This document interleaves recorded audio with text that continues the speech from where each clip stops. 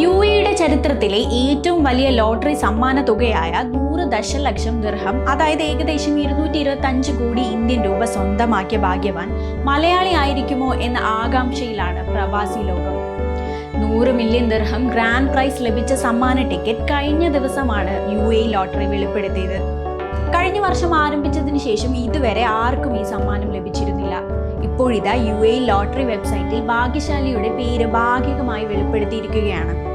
വലിയ സമ്മാനങ്ങളുള്ള എല്ലാ വിജയികളുടെയും പേരുകൾ അല്പം രഹസ്യാത്മകതമാക്കി വെച്ചാണ് വെളിപ്പെടുത്തുക എന്നതാണ് UAE ലോട്ടറിയുടെ നയം. ഇതിനനുസൃതമായാണ് പേര് ഭാഗികമായി വെളിപ്പെടുത്തിയത്. അനിൽകുമാർ B എന്ന UAEയിലെ താമസക്കാരനാണ് റെക്കോർഡ് സമ്മാനം നേടിയതെന്നാണ് പുറത്തു വന്നിട്ടുള്ള റിപ്പോർട്ട്. അനിൽകുമാർ B എന്ന പേര് നൽകുന്ന സൂചന പ്രകാരം വിജയി ഒരു ഇന്ത്യക്കാരനോ അല്ലെങ്കിൽ മലയാളി തന്നെയോ ആയിരിക്കാനുള്ള സാധ്യത വളരെ കൂടുതലാണ്. UAEയിൽ താമസിക്കുന്നതായി കണക്കാക്കപ്പെടുന്ന 10 ലക്ഷത്തിലധികം കേരളീയരുണ്ട്.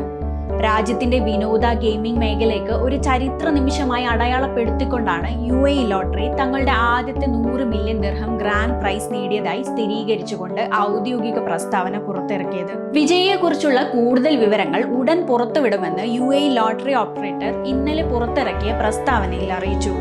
ലക്കി ഡേ നറുക്കെടുപ്പിൽ 7 നമ്പറുകളും കൃത്യമായി ഒത്തുചേർന്നാണ് വിജയ് സമ്മാനം സ്വന്തമാക്കിയത്.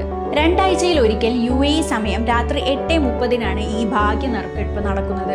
ലക്കി ഡേ ഡ്രോയിൽ പങ്കെടുക്കുന്നതിന് ഏറ്റവും കുറഞ്ഞത് 50 ദിർഹമാണ് ചെലവ്. എന്തായാലും ആ ഭാഗ്യശാലി ആരാണെന്ന് അറിയാനുള്ള കാത്തിരിപ്പിലാണ് പ്രവാസി ലോകം.